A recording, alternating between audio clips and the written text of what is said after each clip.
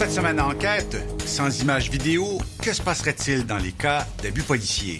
728 demain, là! Vous allez être une star! C'est quoi ton numéro, madame? Hey, toi, là! 728? C'est bien sûr qu'il m'a reconnu, hostie. Je suis facilement reconnaissable, là, hein? Si l'événement n'avait pas été filmé, ça aurait été jamais rapporté à la direction du SPVM. La question de comportement éthique, d'intégrité et de respect, c'est extrêmement important. Et là-dessus, je suis non négociable. Et les conditions de travail difficiles d'ouvriers chinois dans les usines de Foxconn, un sous-traitant d'Apple. Il y a des responsables pour nous donner des ordres, comme à l'armée, en nous parlant assez méchamment. Tu la fermes, toi aussi. Si tu veux parler, tu n'as qu'à venir ici. Tous les jours, 300 personnes démissionnent. Ils travaillent un peu et après, ils craquent.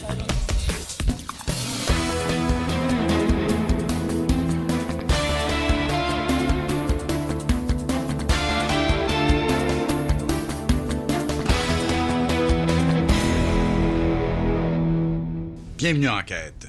Les images de l'arrestation brutale à Trois-Rivières d'Alexis Vadeboncoeur ont attiré l'attention sur le travail des policiers la semaine dernière.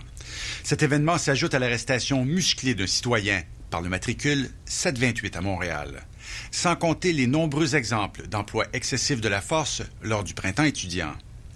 Les allégations d'abus se multiplient, soutenues de plus en plus souvent par des enregistrements vidéo. La nouvelle arme des citoyens pour dénoncer et parfois aussi se défendre contre les policiers. Enquête sur des cas qui n'auraient peut-être pas eu de suite sans images vidéo.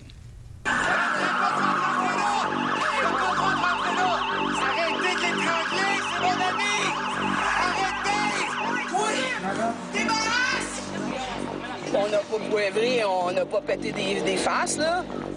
Choquant, inacceptable. C'est dans ces mots que le directeur de la police de Montréal a qualifié cette intervention.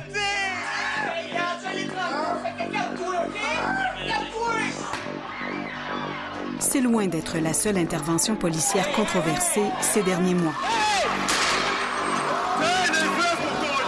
Dans un contexte de confrontation, de violence, de méfaits, c'est impossible de penser qu'il n'y a pas eu quelques écarts de conduite. Ce passage entre le rôle défensif au rôle offensif du corps policier est un passage dangereux au plan démocratique, extrêmement dangereux. Une police, disent des citoyens, qui abuse non seulement de la force, mais aussi de son pouvoir, en retournant contre les victimes le fardeau des accusations. C'est très facile pour les policiers de recourir à l'accusation d'entrave ou de voie de fait. Tu te fais agresser, puis tu te ramasses en prison. Je dis, gars, c'est simple.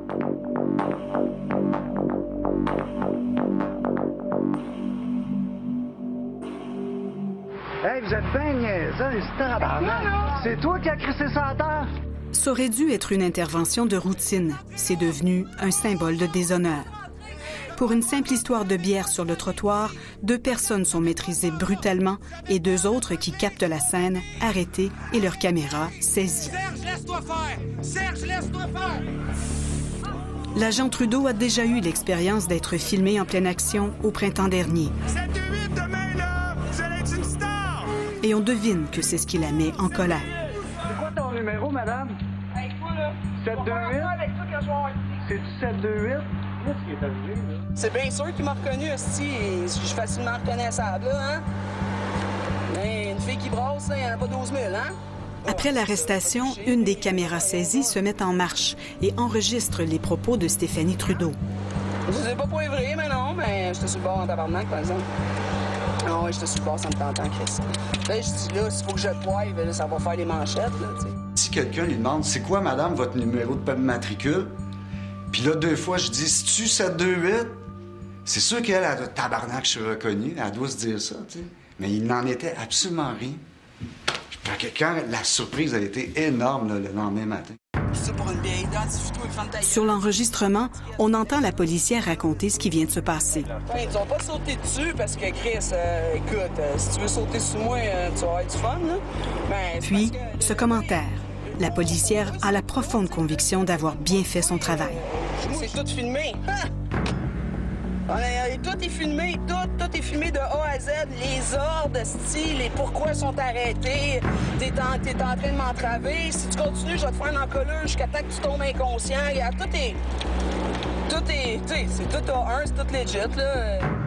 Nous, on est comme, ben oui, c'est tout filmé, puis elle est comme, c'est tout filmé. Fait qu'il y a quelque chose de vraiment étrange, la dichotomie de cette situation-là. Qu'est-ce qui est arrivé, là? Un même incident, deux visions très différentes. Et pour les citoyens, le sentiment d'être doublement victime, à la fois de brutalité et de se retrouver du côté des accusés.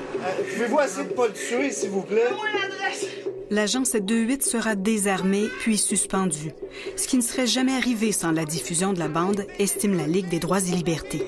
Si l'événement n'avait pas été filmé, il n'y aurait pas eu ces excuses-là, simplement parce que ça aurait été jamais rapporté à la direction du SPVM. Ce qui s'était passé, ça serait resté au niveau des policiers du poste de police, l'agent 728 et ses collègues, qui auraient rédigé un rapport complaisant, etc. On passe comme dans le tordeur, comme tout le monde. On aurait des charges, on passera en cours, puis elle a continué de travailler. De plus en plus de citoyens, conscients du pouvoir des images, n'hésitent pas à filmer des interventions. Visiblement, des policiers en sont irrités. On voit ici un policier de Québec qui aveugle volontairement un citoyen en train de filmer. Moi, si je vais à ton travail et je te filme, je suis certain qu'il y a pas. 4 policiers de Québec ont été sanctionnés en 2010 pour avoir arrêté des gens qui les filmaient, en plus de saisir leur matériel. Le même sort que va connaître Karine Molina le soir du 2 octobre. Je suis en train juste de regarder. Puis là, pendant ce temps-là, il y a une autre petite conne qui n'a pas rapport, une platonienne du nowhere qui est là, qui filme, puis que ça fait 12 fois que je dis de s'en aller, mais elle continue à filmer. Fait qu'elle a été bouquée en trave. 2 citoyens sont à même distance, mais pourtant, seule Karine Molina, qui filme la scène, est accusée d'entrave. Elle s'est aperçue qu'il y avait quelque chose d'exceptionnel qui se passait, puis voyant les faits, elle a décidé de prendre la responsabilité de filmer l'intervention policière. C'est quasiment ça qui est le plus extraordinaire, que Karine, elle se retrouve là-dedans pour aider une situation, je dirais. Puis vraiment, pour moi, c'est clair que c'est un devoir de citoyen. Le chef de police, il doit s'attendre de tous les citoyens qui se comportent comme elle. Marc Parent refuse de commenter l'arrestation de Karine Molina, mais fait cette mise en garde. La pire chose à faire, c'est de s'aventurer dans l'environnement de l'intervention ou de l'arrestation, surtout lorsqu'il y a utilisation de la force. Il faut laisser les policiers travailler. Et l'usage de la force, c'est pas quelque chose qui est cosmétique.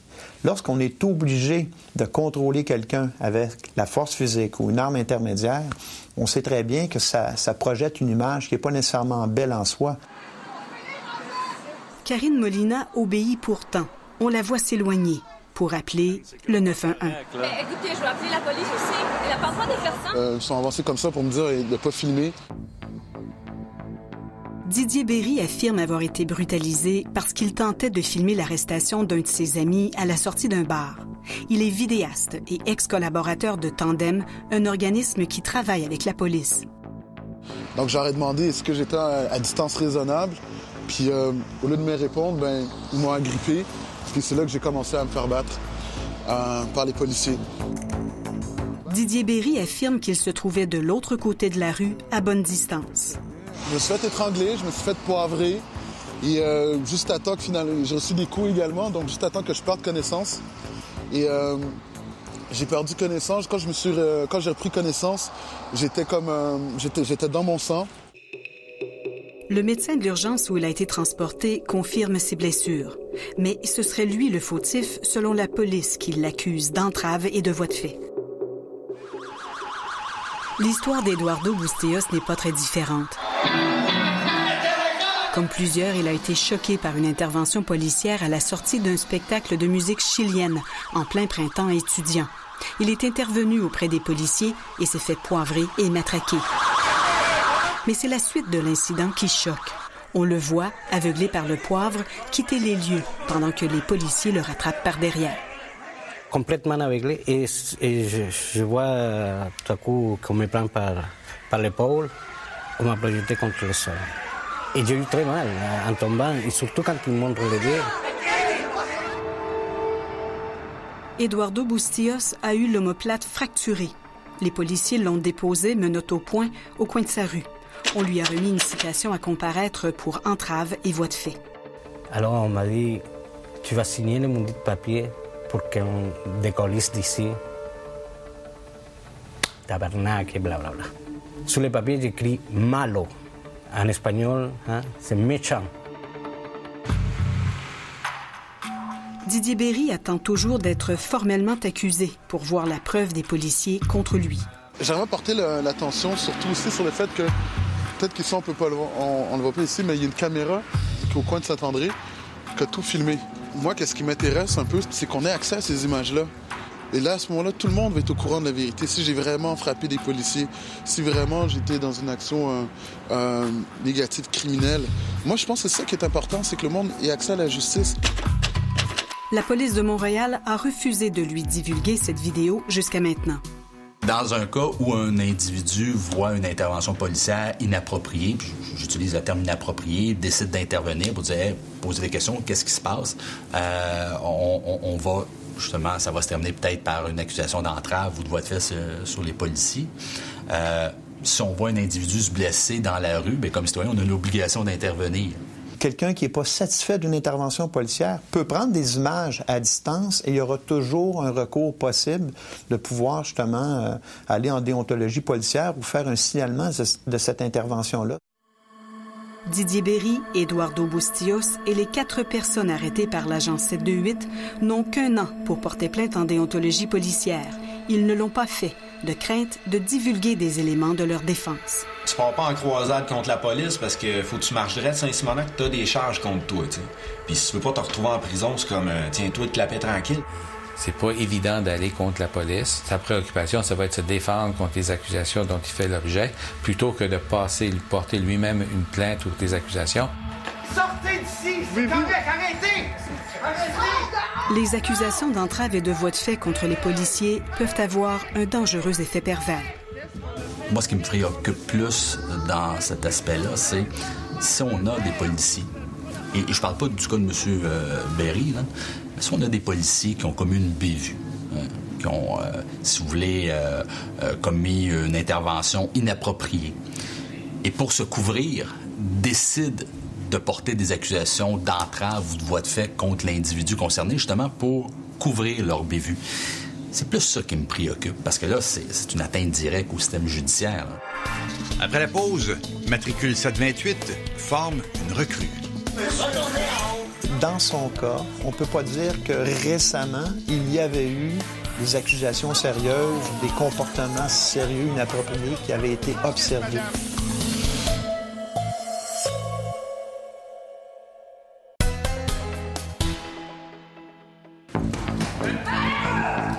Les policiers de Montréal reçoivent régulièrement de la formation continue.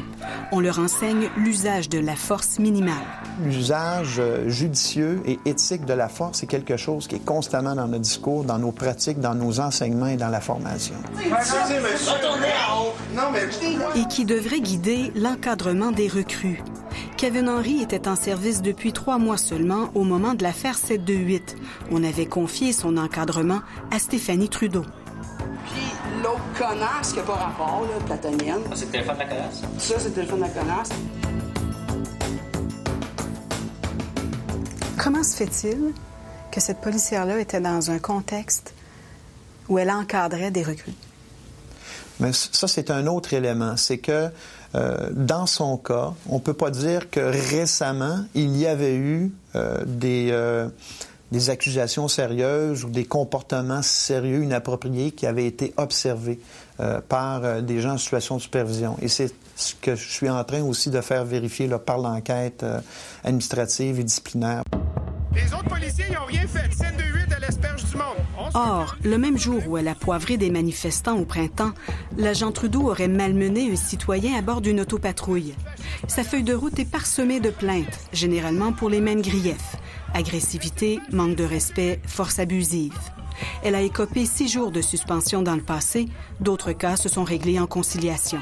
La loi prévoit que lorsqu'un règlement est intervenu, la plainte est réputée être retirée.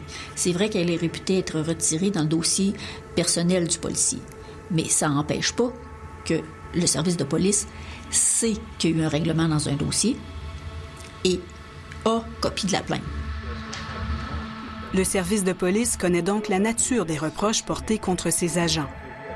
Je pense qu'il y a une certaine culture qui permet l'utilisation abusive de la force et que ça découle en partie du fait que ça a peu de conséquences pour les policiers en général quand ils font ce genre d'utilisation de la force. Le SPVM promet de revoir son processus de détection des comportements problématiques. Il y a des propos qu'on n'accepte pas, on a des politiques, on a des valeurs organisationnelles aussi qui nous sont très chères et très importantes. Et la question de comportement éthique, d'intégrité et de respect, c'est extrêmement important. Et là-dessus, je suis non négociable. Les 700 manifestations du printemps ont généré un nombre record de plaintes en déontologie, plus de 200, pour des incidents survenus dans toutes les régions. Un de ces incidents est la dispersion des manifestants devant la Banque nationale le 11 avril. Je suis déjà en train de me faire frapper les premiers coups. Je suis avec un capuchon rouge. Marc-André Rivard s'était enchaîné aux autres pour montrer ses intentions pacifiques et s'est retrouvé coincé. Les matraques de ces policiers-là ici sont quand même assez élevées. On peut se demander d'ailleurs pourquoi. Beaucoup de poussées, beaucoup de coups qui vont terminer par quelques coups à la tête de mon côté et 2 coups aux côtes. Marc-André Rivard a découvert 2 semaines après avoir été matraqué que ses douleurs étaient dues à une côte fracturée. La conséquence la plus majeure, c'est qu'un coup que j'ai su que j'étais blessé en arrêt de travail pendant 6 semaines, donc 6 semaines sans salaire. Étant donné la gravité de sa blessure, sa plainte a été envoyée aux enquêtes. Le commissaire à la déontologie nous a exceptionnellement permis de filmer une rencontre avec son enquêteur. Est-ce que vous vous rappelez d'avoir observé ou noté le matricule d'un des policiers de ce groupe-là? Quand on a vu les policiers arriver, on s'est dit, bon, on va se faire frapper. J'avouerais que ça se passe tellement dans un délai serré, rapide, puis il baisse sa tête. Marc-André Rivard s'est impliqué activement dans l'enquête pour fournir les vidéos de l'événement. Qui est en avant de moi, que je suis dans le premier vidéo. Il a fait des démarches de son côté, puis il a été en mesure d'aller chercher beaucoup plus de précision à partir des mêmes vidéos qu'on avait au départ. Là, peut-être qu'on va être capable de voir un matricule sur le devant d'un casque de policier. Des gens ont dû abandonner leur plainte faute de pouvoir identifier des matricules. C'est arrivé à Paul Bélanger, un professeur de l'UQAM de 73 ans, qu'on voit ici fuir les coups de matraque. Moi, avec mes cheveux blancs, je me suis dit, quand même, ils ne m'attaqueront pas. Je me suis tourné de côté, mais tourné de côté, je pétais le flanc au bâton, et c'est là qu'on m'a frappé. Et heureusement, il y a des jeunes qui sont venus me chercher. Il n'en revient pas du comportement offensif dont il a été témoin. Il faut reprendre le rôle de la police dans nos sociétés. La police est l'ami de la population et non pas l'ennemi de la population. La police n'est pas le bras d'un pouvoir répressif. La police est un protecteur des droits humains. Et ça, il faut qu'on reprenne cela. 60% des plaintes en déontologie sont rejetées. Un tiers va à la conciliation. Seulement 6% donnent lieu à une enquête. Les enquêteurs sont tous d'anciens policiers. Policier un jour, policier toujours. Là, c'est ce qui ressortait dans le rapport de l'Ombudsman de l'Ontario. Il y avait des témoignages des policiers qui faisaient partie des ex-policiers qui faisaient partie de ce bureau d'enquête, qui avouaient eux-mêmes leur parti pris. La collaboration des citoyens est essentielle, plaide le bureau du commissaire, et va même plus loin, au risque de déplaire à des corps policiers. C'est vraiment une organisation de surveillance civile. Et dans le doute, on accorde toujours plus de poids aux allégations du citoyen parce qu'on doit aller voir au-delà des écrits qu'on a, voir qu'est-ce qui s'est véritablement passé. Dans bien des cas, l'existence de témoins vidéo va faire la différence. La plupart de ces vidéos, le chef du SPVM dit les avoir regardées personnellement et avoir sévi. 3 dossiers ont été référés pour enquête criminelle. Un certain nombre aussi d'entre elles ont été référées pour la déontologie policière et un autre nombre pour des enquêtes disciplinaires. Pour ce qui est de l'affaire de l'agent 728, l'enregistrement révèle que l'attitude désobligeante n'est pas l'affaire d'un seul policier.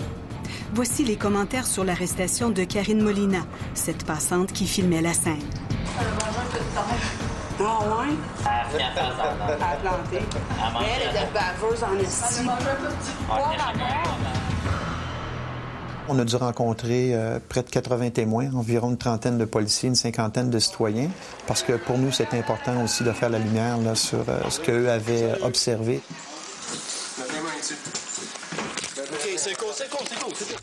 Le chef du SPVM se borne pour l'instant à confirmer l'élargissement de cette enquête et ouvre la porte à des poursuites criminelles. On a complété l'aspect criminel. Il y a aussi, dans ce même cas-là, un comportement inapproprié qui a été fait lors des manifestations au mois de mai. Donc, la même chose est en cours actuellement pour avoir, justement, qu'on puisse déposer l'ensemble intégral des accusations au niveau criminel. Mon vrai traumatisme, c'est que moi, là, depuis que je suis petit cul, quand je vois un char de police, là, ce que ça m'inspire dans ma tête, c'est la confiance. Ah, parfait, il n'y a pas rien de grave qui peut arriver. La police est là. Serge Lavoie n'avait jamais craint la police. Mais là, l'histoire de poivre qu'elle lançait à tout le monde, là, c'était pas normal. Ça, c'était pas normal, ça. La veille de la diffusion des images, il a cru bon d'avertir son père, un ancien policier de Montréal à la retraite. Ben là, moi, j'étais tombé à terre. Qu'est-ce que tu veux? Ça se peut pas. Je pouvais pas comprendre qu'il... Il y a quelque chose de très grave qui s'est passé. Puis moi, ça a bouleversé cette idée très simple-là, de sentiment de sécurité. Le SPVM aura du travail à faire, et pas seulement pour rebâtir la confiance du public. Il devra aussi changer la mentalité de certains de ses policiers, si on se fie à ce qu'on entend sur la bande audio. C'est le commentaire d'un des policiers appelé en renfort ce soir-là. Avec un mot pour vous, bon travail. Sortez d'ici! C'est correct, arrêtez! Arrêtez! Sors dehors! Non! Hey! Arrêtez! Arrêtez! Après la pause, une enquête sur les méthodes controversées du principal sous-traitant d'Apple en Chine. Le management chez Foxconn est violent. On dit souvent que ça fonctionne comme la mafia. Tous les matins, il y a une réunion. Le but principal, c'est d'insulter les employés.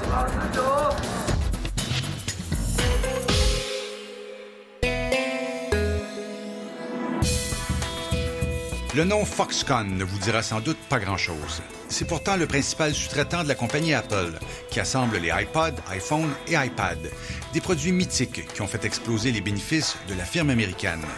Mais depuis 2 ans, Foxconn est en Chine au cœur de plusieurs scandales. Émeutes, accidents, travail forcé et même une vague de suicides. Une équipe de télévision française a infiltré certaines des villes-usines de Foxconn pour voir ce qui s'y passe vraiment. Enquête sur le côté moins reluisant des produits Apple.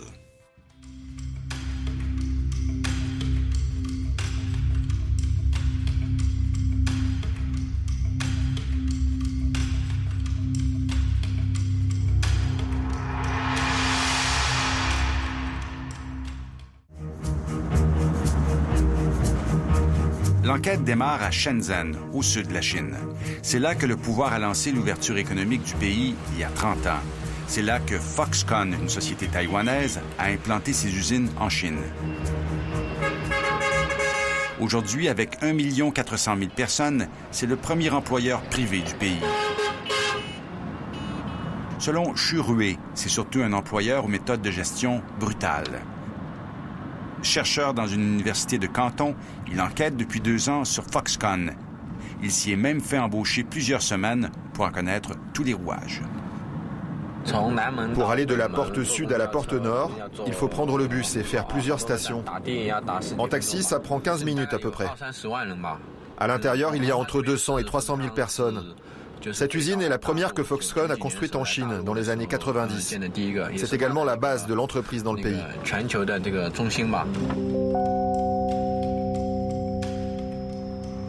Dans cette usine, Foxconn assemble également les produits d'Amazon, de Hewlett-Packard et de Nokia. Mais Apple représente plus de 40% de la production. C'est le principal client de Foxconn. Le management chez Foxconn est violent.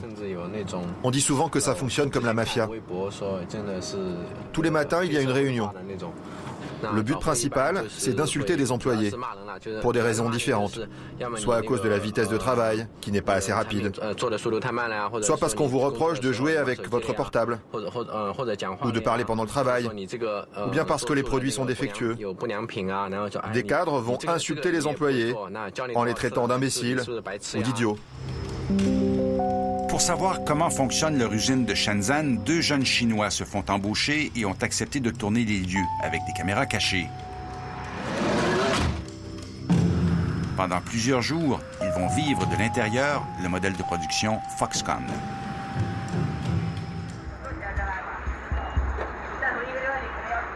Voici leurs premières images. Sur plusieurs hectares, ils découvrent les ateliers de fabrication de Foxconn et une ville dans la ville.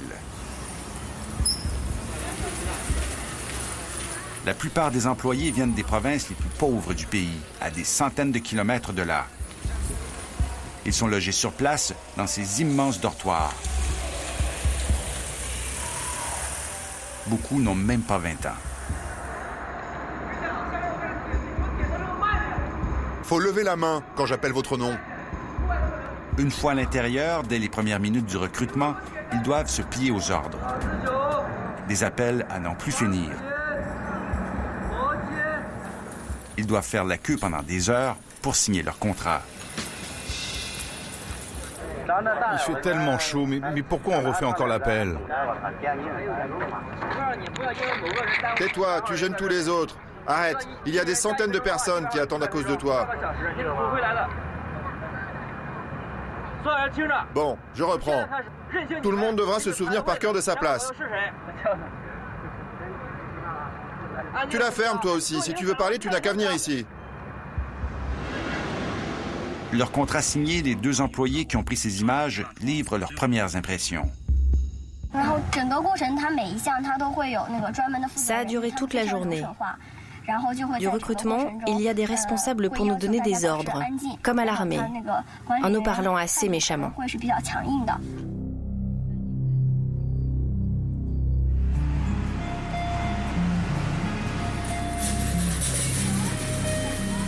Dès les premiers jours, ils sont affectés au travail de nuit, sur les lignes du contrôle de qualité, des iPads dont la production ne s'arrête jamais. Dans ces casiers, ils doivent déposer, pour raison de sécurité, tout objet métallique. Impossible de filmer plus loin. On devait travailler toute la nuit pendant 8 heures et finir à 5 heures le matin. Mais ils ont décidé d'ajouter encore 2 heures supplémentaires.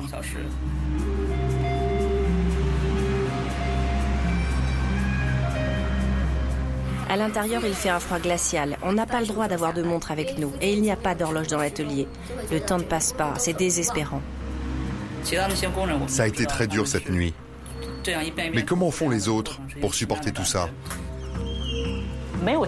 Les ouvriers n'ont aucune perspective. Pour toucher un peu d'argent, ils s'abîment la santé. En plus, il y a beaucoup de pression.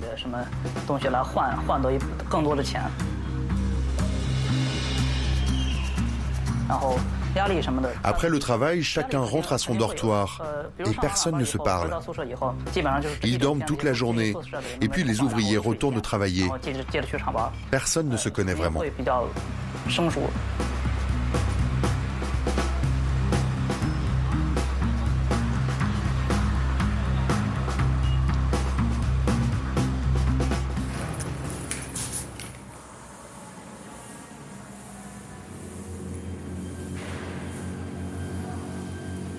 S'il est impossible de filmer les lignes de fabrication, voici leur dortoir.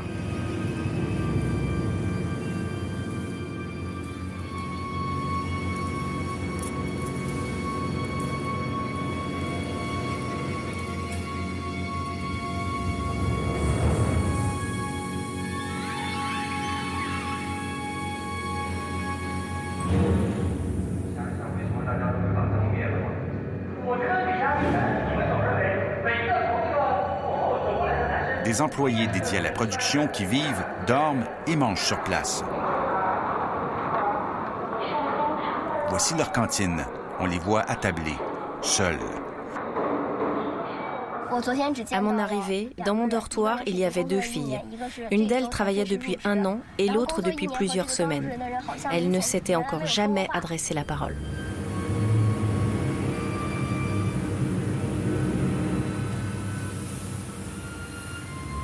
Le salaire mensuel de base chez Foxconn est théoriquement de 291 $, un peu au-dessus du minimum légal à Shenzhen, mais beaucoup plus que dans les provinces dont sont originaires ces ouvriers. Pourtant, cette somme, Foxconn ne leur verse pas vraiment. On t'annonce un salaire de 220 €, mais en réalité, ce n'est pas ce que tu touches, parce qu'ils enlèvent 14 € pour les charges et le dortoir. Ils prennent 50 € pour les repas et tu payes ton badge en plus.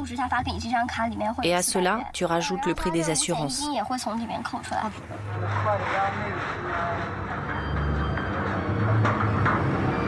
Il y a 2 ans, ces conditions de travail chez Foxconn sont violemment mises au jour. Une vague de suicides touche l'usine de Shenzhen.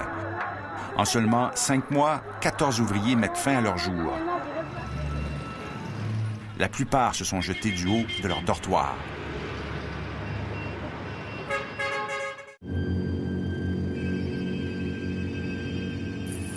Depuis cette vague de suicides, un changement important est apparu à l'usine de Shenzhen.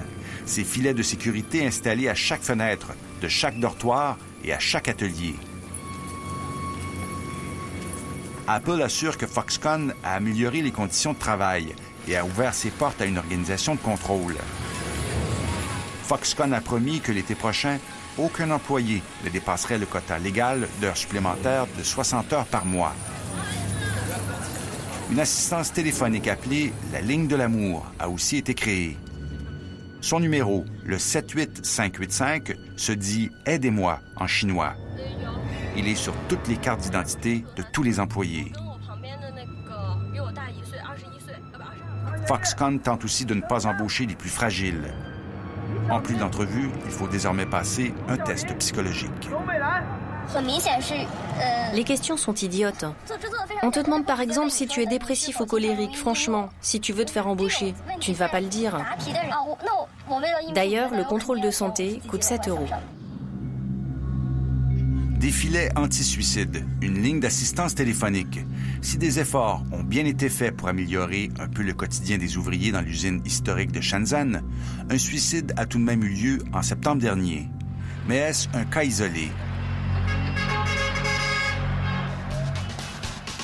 Après la pause, pour honorer les commandes, Foxconn engage des stagiaires, pas toujours volontaires.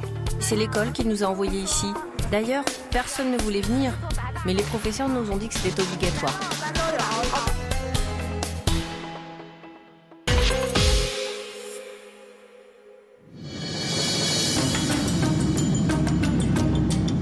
L'enquête se poursuit à Shenzhou, dans le Henan, au centre de la Chine. Loin des organisations de défense des travailleurs, c'est la capitale de l'une de ces régions déshéritées où Foxconn a décidé d'investir. Le salaire minimum y est surtout plus bas.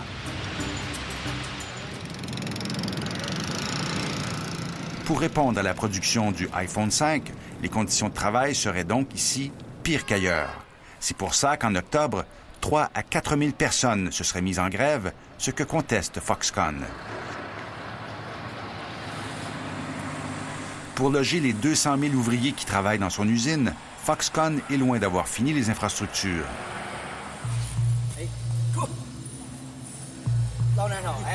Ici aussi, une personne a accepté d'infiltrer l'entreprise. Les dortoirs attribués aux employés sont à peine terminés. Aux nouveaux arrivants, des responsables de Foxconn viennent dicter le règlement. Dans le quartier, avant-hier, il y a eu 8 morts. Ils avaient branché dans leur chambre des équipements trop puissants et le feu s'est déclaré pendant leur sommeil. Ces personnes sont mortes brûlées vives. Donc, le règlement interdit désormais les équipements trop puissants. Il est également strictement interdit de laisser rentrer quelqu'un qui ne travaille pas chez Foxconn dans ses dortoirs. Si on découvre qu'une telle chose s'est passée, vous serez immédiatement licencié. Vous aurez 100 points valables 6 mois chez Foxconn.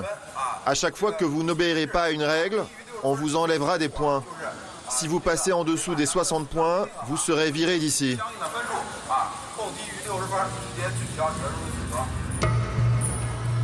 Ici aussi, les dortoirs sont facturés aux salariés.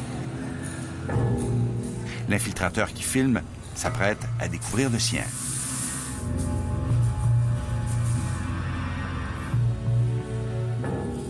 L'immeuble n'est pas encore achevé. Tout est en chantier. Mon dortoir est au 8e étage. Il n'y a pas encore d'ascenseur, c'est pas très pratique. Et il n'y a encore ni électricité, ni eau courante.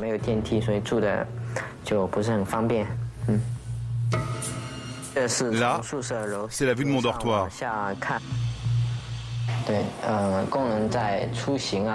Pour les habitations, mais aussi les transports, le niveau de sécurité est déplorable pour les ouvriers. Il va y avoir beaucoup d'autres accidents.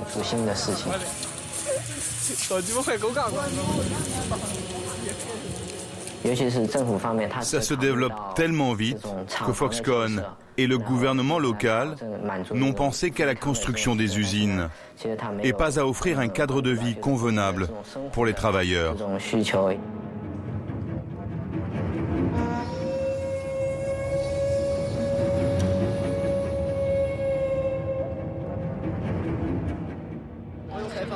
Quand Foxconn s'installe quelque part, tout change de façon brutale.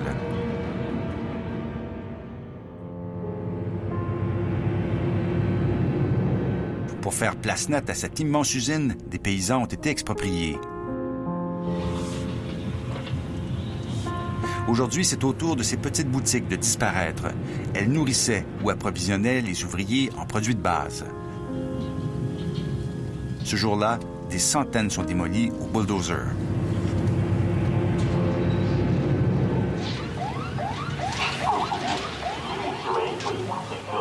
Ces constructions sont illégales. Le gouvernement local a ordonné qu'elles soient détruites.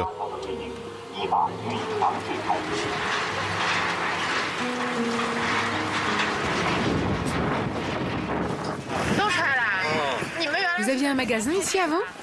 Oui, ils ont tout démoli. On vendait des petits déjeuners aux ouvriers et maintenant on n'a nulle part où aller.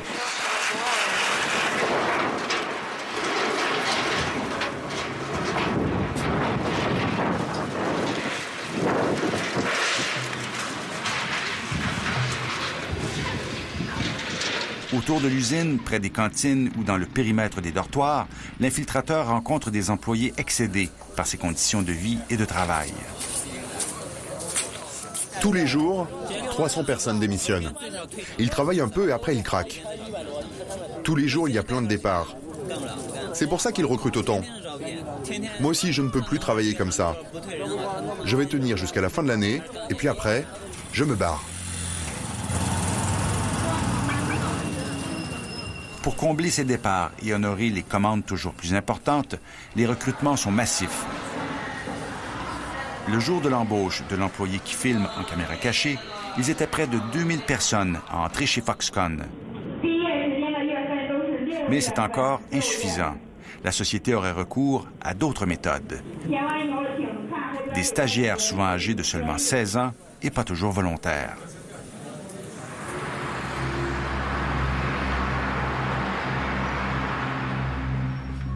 Yu Fangyang, d'une organisation de protection des travailleurs, a voulu défendre certains de ces jeunes, révoltés d'avoir été envoyés de force sur les lignes d'assemblage du iPhone 5.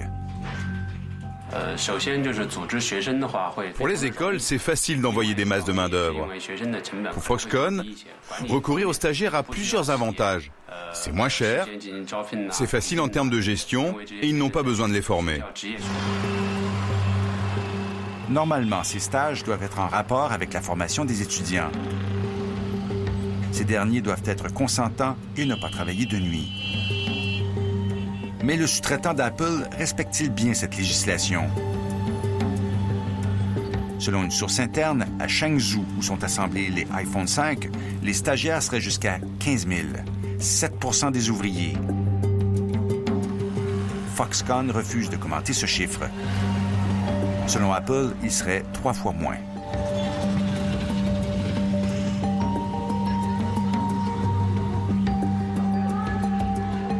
Autour de l'usine, 2 jeunes filles sont interrogées en caméra cachée.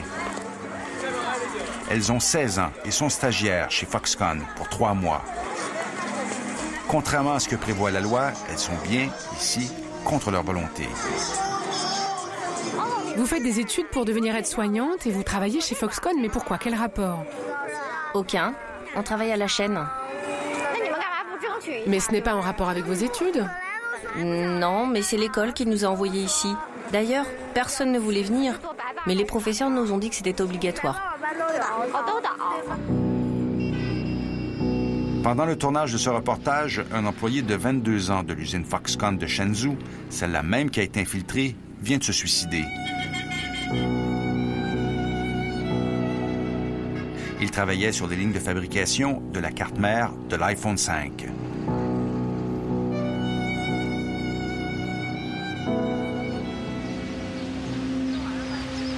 Interrogé sur ce nouveau suicide, Foxconn dit ne pas être au courant et que rien de tel ne se serait produit sur leur installation.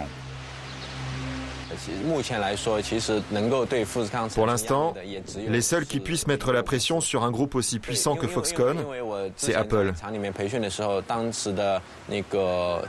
Quand j'ai infiltré Foxconn, durant la formation, les premiers jours, le responsable nous a dit que Foxconn se foutait complètement de ce que les médias pouvaient dire sur eux.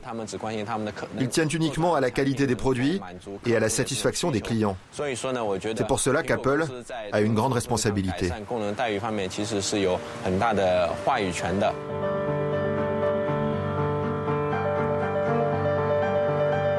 En novembre dernier, Foxconn a annoncé qu'1 million de robots remplaceraient les ouvriers chinois d'ici 2 ans. Interrogé sur les conditions de travail des employés de Foxconn, Apple a répondu par courriel et de façon imprécise. La firme américaine indique que ses sous-traitants sont tenus d'offrir à leurs employés les conditions de travail les plus sûres, le respect et la dignité.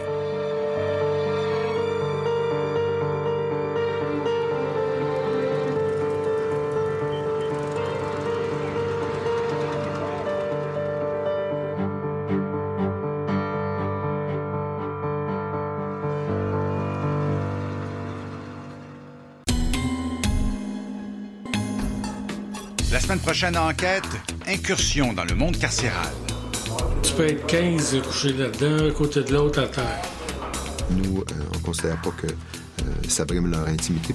Il y a une atmosphère de violence. Merci d'avoir été là. Bonsoir, à la semaine prochaine.